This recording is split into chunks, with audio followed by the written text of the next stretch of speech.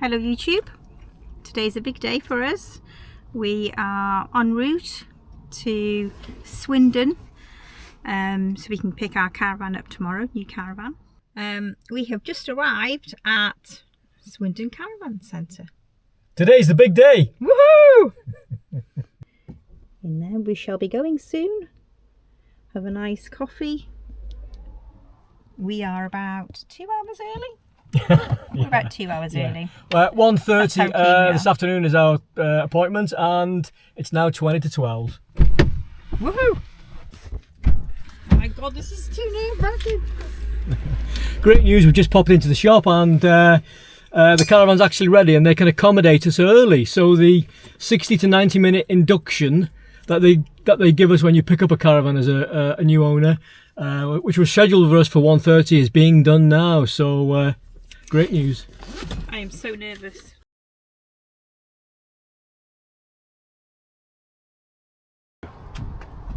This is your water pump assembly here. Okay. Water pumps at the end. Major advantage of that is it's out of the caravan, which means you don't have the noise when you go for peeing and like wash your hands. In the Swifts, where they've got an onboard pump, it's tick, tick, tick, tick, tick for about a minute after you've finished, whereas with these it's completely silent. You can just about hear it in the dead of night when you turn the tap on. The one thing to remember with this though is when you put it in, it's just a simple friction fit, but when you put it in, clip that down, stops the water pressure kicking it out. Okay. That's the vent for your boiler. If you're running it on gas, you need to make sure that's unobstructed. Yeah. Okay. If you're running it on electric, ignore me. Okay. Your gas locker, don't know what gives that away.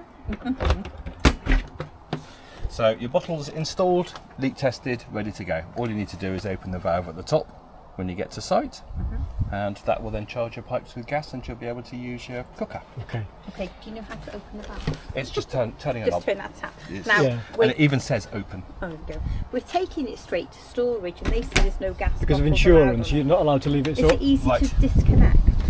Yes, it is. Simply, I mean, if you want, I can disconnect it before you go. That would be helpful, Yeah. thank you. No problem at all. Glad to. Yeah. Yeah. Yeah. 2 seconds. And I got the right spanners. Is it, forgive a stupid question, is it propane or It is propane? propane, yes. Okay. Propane's far more popular these days. Okay. One of the main reasons being, besides the fact it's more widely available, but that's chicken and egg, Yeah. it's also the fact butane freezes at much higher temperatures than propane. Right, okay. Now, caravanning is now an all year round thing for everyone because the insulation of these is phenomenal. I know so many people that will quite happily go all year round, Yeah. middle of February, sub-zero outside, you're toasty in there. And it's not costing you a fortune because they hold the heat. Yeah. This is the flush tank for your toilet. Yes, yeah. 8 litre capacity. It's a remote fill, so basically watering can, hose pipe, anything you want, you can't overfill it. Okay. So just fill it until it's coming out the brim. Okay. Now, some places, websites for caravanners put the pink toilet chemicals in. Increasingly, people aren't. It has very little value, Right. doesn't do much in the way of cleaning, it's more for fragrance than anything else, and Okay. using a too concentrated a mixture stains your bowl. Oh, right. Similarly, with the waste tank chemicals, you can get blue or green chemicals. The green, oddly enough, are more environmentally friendly, and an increasing number, still a massive minority, but an increasing number of sites are saying green chemicals only because the blue kills the bacteria in septic tanks. Oh, right. So just note, so you know when you're Yeah. shopping, green's acceptable everywhere. Blue, there's a few sites Okay, good to know. that specify not. The easy way is just, it's not expensive, Yeah. just carry 2 Yeah. bottles. With Yeah. the blue being horribly chemically is actually a bit more efficient. One thing Bailey are very, very good at is instruction manuals and how-to guides. Not only does the manual give you several chapters on how to set up your caravan, how to pack your caravan, keeping it even, things to do when you get to site, etc. But there's also a series of videos on their website. On YouTube. I've Yes. seen some, yeah. Yes. You've seen many. really They good. do them specifically to each model, Yeah. and they're really good. Yeah. They're concise. They're well explained. They're really good at that. So, just up here, that's the drain for the flush tank when you put it into winter storage. It Yeah. stops the tank or the pipes from freezing. Okay. It's just literally a rubber pipe with a bung on the end. This is your waste cassette. To pull it out, simply lift the T-piece and pull. And if it doesn't come out literally with like 2 fingers effort, it means the closure flap inside on your toilet, which is at the bottom of the bowl, isn't quite across, Okay. which is jamming it from coming out. So basically just nip in, flick the handle, Bob's your uncle. So, your waste cassette. You have measuring cap built into the lid for your blue or green, and basically you just put in whatever it recommends, because there's different concentrates of the chemical, so it's different for everyone. There's 4 or 5 different sizes. When it comes to emptying it, you simply tilt it at the disposal point, press the button to let some air in, and out it comes. Bob's your uncle. Indeed. Once you've done that, put it in, and pardon the pun, you're good to go. And this, sorry, just going back to this pipe here. Yep. Tell me again what that is for That is and to how drain, it works. drain the fresh water out of the flash tank. I see. Because in winter you don't want to leave any water Yes. on board. So it's Undo it. Simply under it and let it drain. that's it. Just Excellent. put the tap Okay. out, It's clean That's water, it, so yeah. it can go onto the ground. Okay. So when you put your fluid in that one, do you have to put water in with that as well? Or Yes, just enough water to cover the base. Right. Okay. Good question. Just trying to keep it delicate. It makes it non-stick. Okay. Yes. Yeah. So here we have somewhat cavernous storage. Massive amounts of room in there. And this is this under the bed? This is under the bed, Yeah. and it is always far easier to access whatever you want by lifting the bed, simply because you can guarantee whatever you want is going to be just out of reach. Yeah. However, this is very handy for things like garden chairs. Yeah. Just so you know, that blue box there is your motor mover control unit, Okay. which you never need to look at again. But next to it is the important bit. That's your isolated switch for the motor mover. That's Okay. your on and off switch. All right. Right, We've seen that in videos, haven't we? Very usefully Another placed there, because you can quite happily leave the key in. That's not on, that's just in. You've Okay. got 2 turns on that. Basically, a small, sort of an 1/8 of a turn there just locks the key in. Okay. And then you turn it 90 degrees Okay. to turn it on. Okay. More of which later. Yes. Okay. Okay. For that. So, obviously, your mains inlet. Your vents for your freezer and fridge. Obviously, you want to keep these unobstructed where possible, and quite happy to be under an awning. It's just don't block them. Yeah. You can get covers for them. To be honest, it's unnecessary. Right. I've only met one caravaner who assiduously covers his vents in storage, but he lives on the top of a hill by Malmesbury, where the prevailing wind's coming straight in. And it's parked next to a barn with trees nearby. So he, rather than spending best part of £100 on the covers, he gets a molding masking tape and a 10p of Tesco's carrier bag each winter. Problem solved. But if you do get leaves or anything in there, these unclip. Oh, yeah. So you can quite unclip them, right, brush okay. them out. Bob. All right. Okay. Bob's your uncle. So here we have external TV points. Yeah. So, ignore what I said. The previous owners bought a set of covers for your fridge and freezer. All So right. Okay. there you go. Anything useful that they leave behind, we tend to keep on because that's they're good. expensive. Okay. So you also have your towing mirrors, your step, your manual leg winder, your wheel brace, your hitch lock, and your mains cable. Last but not least, on the outside, your gas barbecue points. Yes. People are now dumping their spare wheel. It's a lot of weight, and it's under there. It's at the back of the van. It's Yeah. not close to the Yeah, axle. yeah. So what they're doing, they're either getting a can of the expanding foam, Yes. which is great, and it's saved my bacon a couple of times with vehicles, but it ruins your tyre. Yeah. So I found out to my Doctor cost once on a car tyre. Right, Yeah. you've done it yourself. Once you put it in and you can't- take it somewhere to repair, No. they'll say no, your tyre's ruined. No, it's a they've new got to, tyre. yeah, they've got to scrape it all out. Yeah. Don't know if you'll be able to see it accurately there, but basically anywhere on this chassis member It's okay. is okay. But directly behind the wheel is ideal, but the trouble is with that is when the tyre's completely flat, the caravan's a lot lower on this side, Yes. and it's hard to get to. Yes. Which is why most people will just go for a scissors jack on the chassis member. Aerial's there, Yes. and it's got a digital booster built on it, 20 decibel gain. Now, if you need to adjust this, which is unlikely for TV and radio, all you do is loosen off the collar Yes. and just yank it up, twist it. Okay. We're in a dead spot here for radio. My car can't pick up anything. Yet with that booster on, we pick up everything. Okay. Yeah, these are just a cracking unit, because not only have you got the usual stations on there, but you've also got an auxiliary jack input for CD players. You've got a USB socket on it, and it's Bluetooth, so you can stream straight from your phones. Okay. Is it analog radio or is it a DAB unit as well? I'll double check, but I believe this one is DAB. when you're ready. Oh, There it you go. is, yes. Excellent. It was on, dear. Okay, thank you. So yes, pretty much covers all bases. Okay. Nice bit of kit. So your main control panel. Horribly complicated. It isn't. 4 switches. All of them clearly marked, and they just do what they say on the tin. You've got your master power switch for the whole van, except the fridge. There you've got your water pump switch, inside lights, and your outside awning light. Okay. That's a master for the inside lights. They've all got individual switches as well. But yes, so it's just literally get to site, put your legs down, connect up your services, come in and hit that lot, and then get under there and close your drain down valve. The yellow. Yeah, the yellow flap, the dreaded yellow flap, because Just down there, yeah. it is on the left there. Yes, it's actually a lot easier than some of the Phoenixes and all the Unicorns, where it's tucked behind the flaming Just boiler. down there, yeah. Not helpful. But yes, whereas the flush tank, once you've filled it up, just leave it where it is and just quite happily drive around with it full. That ideally you want to drain every time you move the van. Okay. It's a lot of weight on one side of the van. It can ruin your stability. Right. And of course, water in the pipes. You can get all sorts of problems, legionellosis. You can get mold build up, and the pipes can start to smell. Whereas if you drain it each time and leave the drain down valve open while you're driving, similarly with the grey waste valves, which I neglected to show you, leave all that open and it drains the pipes, drips out as you're driving down the road, and your pipes never get smelly.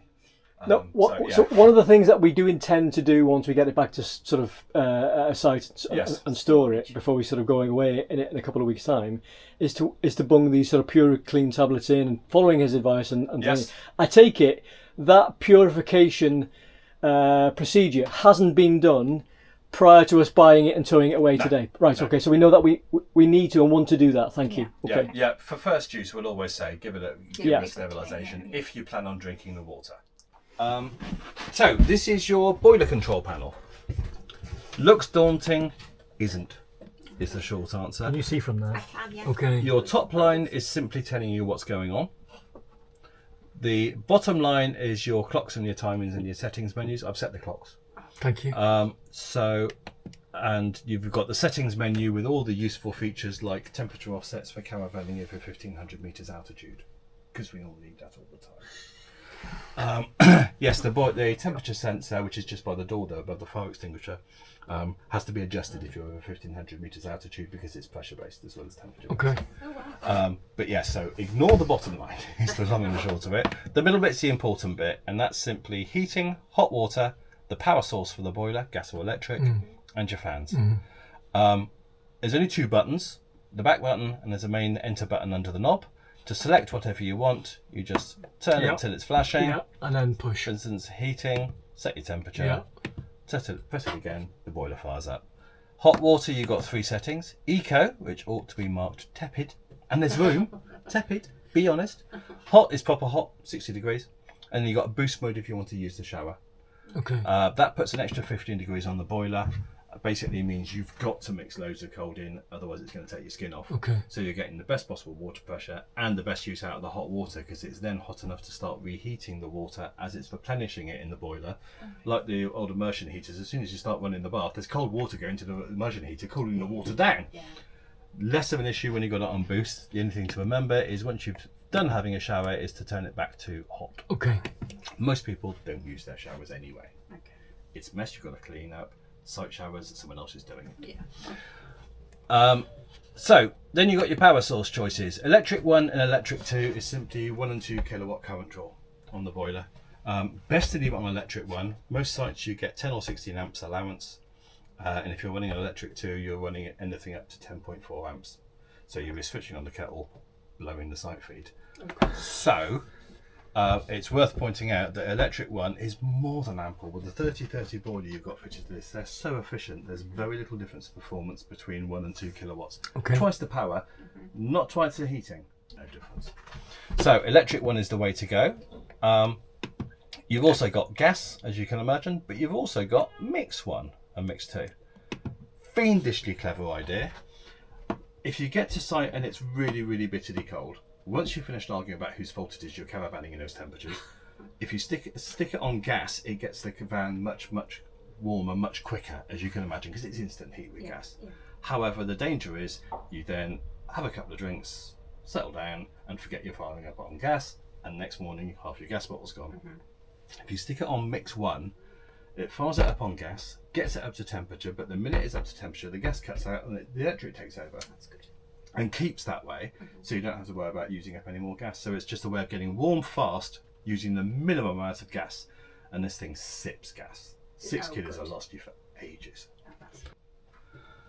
So, and then your last one on that list is your floor vent speed, which for reasons passing understanding they call high and eco. It's high and low. Eco. Yeah. It's just a fan. Yeah. Unbelievable.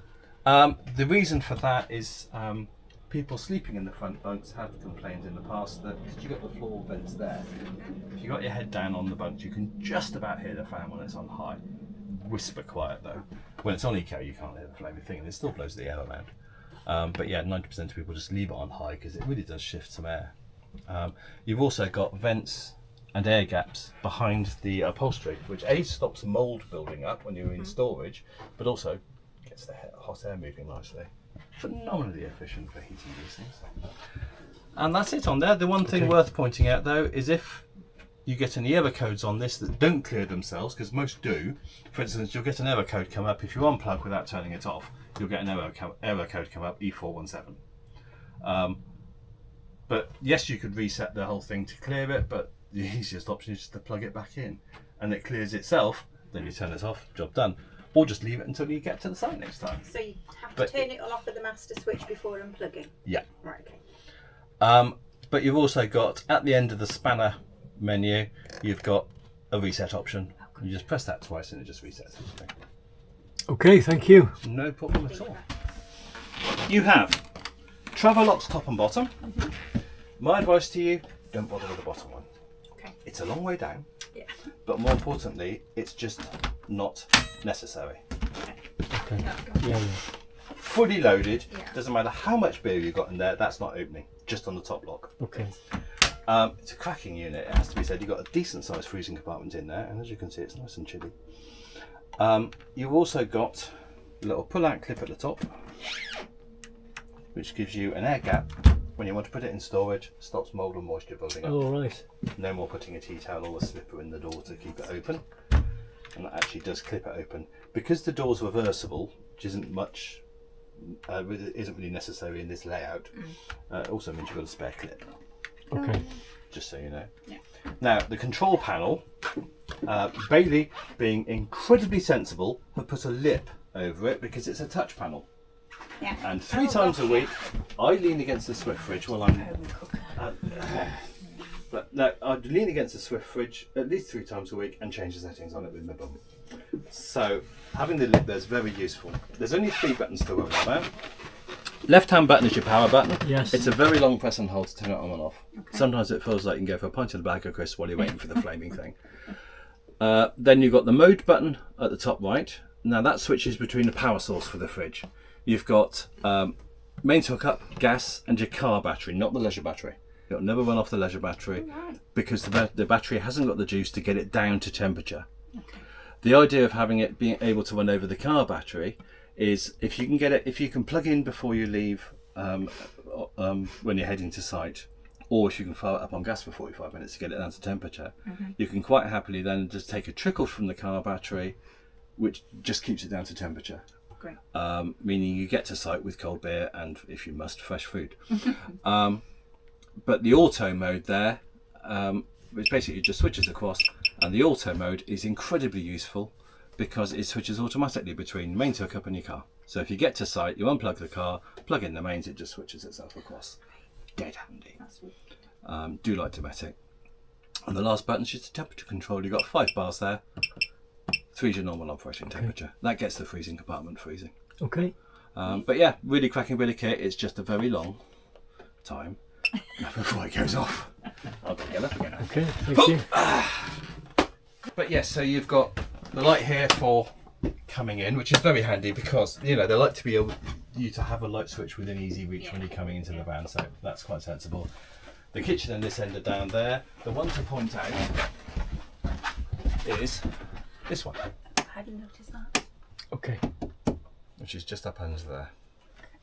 Those two you've got ceiling lights there. Yeah. individual spotlights, Yeah. switches in the base, and USB charging points. But yes, ditto with the bedroom. The bedroom lights are just behind you there. And then bathroom lights on a good old-fashioned pull cord. Thank goodness. Yes. Now, your toilet, which I'm not going to demonstrate, you've got the blue button at the back for the flash. That is supposed to be the outline of a waste cassette. That lights up red when you're nearly full on the waste cassette. Not full, nearly full. They like to leave you enough to have a pee in the light. It basically leaves you a litre capacity. That's that switch at the bottom that you said. That's the closure flap at the bottom, yeah. And the bowl, if you want a bit more knee room, the bowl does actually swivel. Yes, we've seen that. Yeah. So which position does the switch need to be when you're actually travelling around, or does it not matter? It doesn't matter. Really doesn't matter at all. Ideally, on paper, closed as it is now, just because it stops anything sloshing. But no, it's not going to make a difference because it's a good sort of, I don't know, 10, 11 inches drop there, so it's not going to cause any problems. Yes, so double step. Your Aquavol, and that's your waste master for your wastewater. The waste outlets have got little grey flaps. They're just behind the axle on this side. Yes. Again, top tips, exactly what those are for. They just clip in straight into the waste master. Bob's your uncle. Top tip with the waste flaps is leave them open. Microwave. Yes. It doesn't have a. No plate. Okay. No turntable. So you don't need one. Oh, cool. Very sensible purchase. Don't get a full cover for it, though, is my advice. Yeah, I don't, because they don't seem any of them around anyway, do you? No. Because you thought that straight away to protect it, because we used to want them with seagulls and stuff. Yes. But you rarely see them. Condensation traps. Yeah. The panel, because you would end up spending a fortune getting a custom-made cover that's got a gap for the solar panel. Yes, yeah. Having a solar panel takes away all your worries about the battery. You can just leave it exactly as it is, because that control box basically is to connect to a smart charging unit. I think it's under that. I've got to try and remember what I'm in and where everything is, because I'll do 5 different ones a day. It's a nightmare. But when you unhook from the car, it'll detect it, start trickle charging. Unhook from the site, it will detect it, start trickle charging. There's no human intervention required whatsoever. And that's enough to keep an alarm and tracker activated and your battery topped up all winter long, no matter what the weather. So leaving it connected with a solar panel on the roof, the battery's at minimal risk of damage through cold or frost. Almost non-existent. Okay, because it's inside the van in the Baileys. Okay, good. I'm going to show you in a sec. It's under the bed. All right, okay. Because it's inside the van, the chances of it getting cold damage are minimal. So that's your freestanding table. Underneath it is your spare wheel, obviously, and that box there's your battery box. Oh, right. And that's got the brand new 105 amp hour battery, which will take your motor mover for absolute miles. Yes. It really will. They're a pokey old battery, those things. Okay, good, thank you. So, and yes, I can vouch for the fact it's brand new and freshly installed, because I did it Thank you very much. yesterday afternoon, in fact. No, it's not hidden under there, but yeah, just give you a better view of all your bits and pieces and all your goodies. So your hitch lock, your driving mirrors, wheel brace, mains lead, leg winder, and your step. Thank you. The other step. That's for the motor mover, yeah, which we should do last. Fuses and trips. Yep. Okay. Fuses at the bottom, trips at the top, and generally your trips go before your fuses do. And that's on the blue switches at the top. There'll be that's where the RCD will be. Yep. Okay. So, do we need to buy fuses? Set fuses? Well, They don't go very often, and they're standard car blade fuses. Okay. If you've got a spare set of fuses for the car, just one of those little 5-pack things, they'll fit on that as well. This will settle. It has started to settle. These, when they come out of the factory, sit like that, which would really bug me if I was sitting there.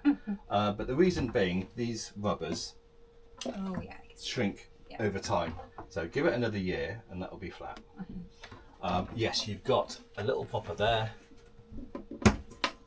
to hold up the cooker lid. Great. Excellent. 4-ring gas, separate oven and grill, which is nice. That's good. You've got a grill tray with handle in there as well, and all of it's on the 1 igniter. Does the whole lot. Brilliant. believe that's pretty much everything. Every window that opens has got a fly screen on as well as a blind, even the skylights. So Do they just push it? this, you press the button, give it a tug. Now you'll see you've got 2 notches there for different heights. Oh yeah. You just push it up and let it clip in, or you can go really extreme and go the whole hog. Turn on the switch, that turns on the base unit. Yep. Then it's simply pop the bar onto the flange and go for a gentle stroll. Disconcertingly loud crash because it does both sides at once. Yeah. You can do you this know it's from on then. either side. Yeah. Oh, good. My preference is to do it this side simply because the switch is there, it's a little winder. Yeah. But saying that, a lot of people, they park on very tight driveways and such like. Yeah. Being able to do it from either side is really useful. Yeah. Once that's done, to turn the handset on, you've got 2 power buttons. Press and hold to turn it on. To turn it off, it's press and release. It will not turn off until you let go. Okay. I've caught myself out a few times standing there going, it's not turning off, it's not turning off. Oh yeah. So, speed control at the top. 4 Yes. different speed settings, Yeah. let's go in the shade there. 4 different speed levels, none of which are going to break any Grand Prix records. Now, direction of travel of the caravan's pointed out there. Yes. It makes it seem like the remote's upside down. But when you bear in mind that most caravanners will actually remote operate it from Yes. the back to the car, Yes. it suddenly becomes more intuitive. Yes. Ditto these arrows, they're not going that way and that way, they're going across each other. Yes. Again, it becomes really intuitive when you're playing with it from here. Yes. So, handbrake off.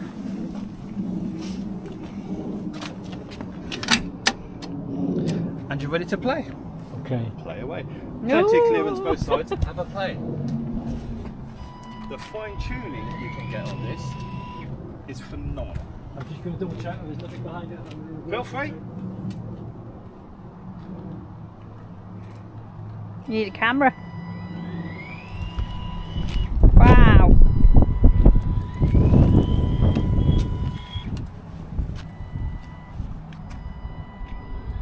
Woo! How cool is this? That is cool. The tip came in that he gave me. Winding it back up again when you can. Yeah, making sure it's on. Yeah. The first time you try to plug with it not properly hitched on, you'll realise exactly why, because it is terrifying. Been there, done that. Soiled the trousers. That's not quite on actually. Okay, so- hang on. It should be. Hang on. It's probably just. Yeah, it was me. There you go. So what bobbed up then? That thing. That pops down. Once it's on, That Yeah. locks Yeah. it on, and Yeah. then when you're on, you just lift it back up. You see the car. watch the car raise lift. slightly. Oh yeah. Quite a lot actually. It's quite Yeah, daunting. yeah, yeah. And that just gives you confidence that that's It's on attached, securely and it's yeah. not going to, like it happened to Martin. Oh right. me Oh tell you? yes, you told me. Yes, Yeah. yeah. Do you know how to unhitch this as well? Yes, Okay. Just remember the cutout at the bottom of the jockey yes, wheel pole. yes, yeah. Always important Yeah. to remember that, especially on the Baileys, because it sits at the side of the A-frame rather than in a wheel well. Oh right. Yeah, And having it locked into that stops it vibrating or working itself loose. So we don't lift that. This is designed to flex, yeah, so it's not going to do any damage. The reason being, Bailey's unique selling point is the lack of weight. They go for light caravans for their size, so they've gone for the narrowest possible A-frame they can. Which is why it feels like a bit like original series Star Trek in day. It feels like you move too fast and the scenery moves. It's not flimsy, it's just keeping the weight down. So, breakaway cable, Yeah. rather essential. yeah.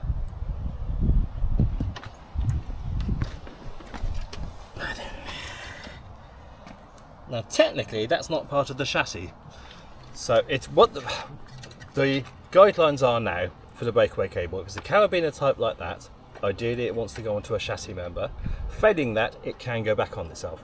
On the spring clip type, it has to go round the toe ball, which is a bit weird when you consider if the toe ball comes off, the caravan's going everywhere and the breakaway cable's not going to break. The one advantage of that, rather than clipping it onto there, Yes, which I is wouldn't have clipped it detachable, on there. Yes. is that it stops the cable from dragging. Yes. Alco stabiliser stops the caravan jackknifing. Takes a lot of effort to get on and off. If it doesn't, it needs adjusting.